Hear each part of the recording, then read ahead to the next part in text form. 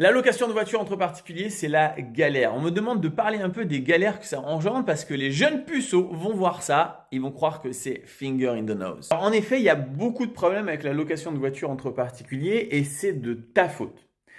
Souvent, on va se dire, je vais acheter une voiture pas trop chère, comme ça va aller. Ben, pas de chance, quand tu achètes une voiture pas trop chère, tu as plein de problèmes mécaniques pendant la location, peut-être loin de chez toi, donc gros problème à venir. Ensuite, il y a un énorme problème avec le ménage. La plupart des gens ne savent pas automatiser le ménage et donc entre deux locations, ils viennent faire le ménage, ce qu'il ne faut jamais faire.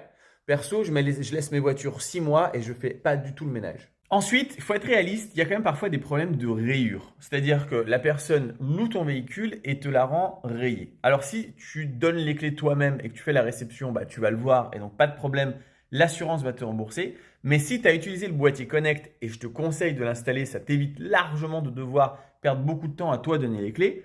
Tout est automatisé à travers le boîtier. Tu risques de ne pas voir toutes les rayures. Et parfois, c'est entièrement vrai, tu vas passer à côté de certaines rayures alors que tu aurais pu gagner de l'argent là-dessus.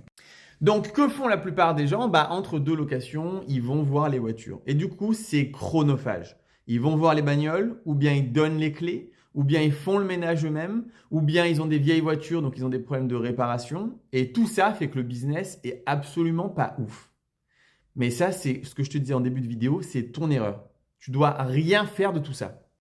Alors, comment ne jamais faire ces erreurs? Le ménage, ce n'est jamais à toi de le faire. Tu dois mettre en place une méthodologie pour que quand les gens rendent la voiture, ils la rendent de manière nickel.